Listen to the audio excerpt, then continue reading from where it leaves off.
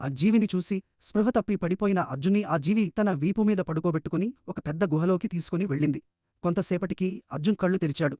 అతను ఎక్కడ ఉన్నాడో అర్థం కాలేదు. చుట్టూ చీకటి. అతను లేచి నిలబడ్డాడు.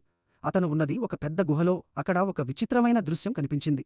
ఒక వ్యక్తి ప్రకాశవంతమైన కంచెలో చిక్కుకుపోయి ఉన్నాడు. ఆ కంచె మెరుస్తుంది. అర్జున్ ఆ వ్యక్తి వైపు నడిచాడు. అక్కడ ఎవరున్నారు అని అడిగాడు. సహాయం సహాయం అని కంచెలో ఉన్న వ్యక్తి బలహీనంగా అరవడం వినిపించింది. అర్జున్ ఆశ్చర్యపోయాడు. మీరు ఎవరు, ఇక్కడ ఎలా చిక్కుకుపోయారు అని అడిగాడు.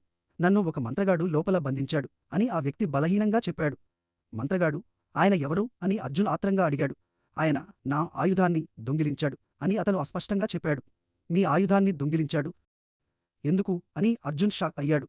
ఈ లోకాన్ని పాలించడానికి అని చెప్పి అతను కంచెకు వాలిపోయాడు. ఆ వ్యక్తిని అర్జున్ కాపాడగలడా? మంత్రగాడు ఆ ఆయుధాన్ని ఎందుకు దొంగిలించాడు? తెలుసుకోవాలంటే మా ఛానల్ కథ వింటావా ని సబ్స్క్రైబ్ చేయండి.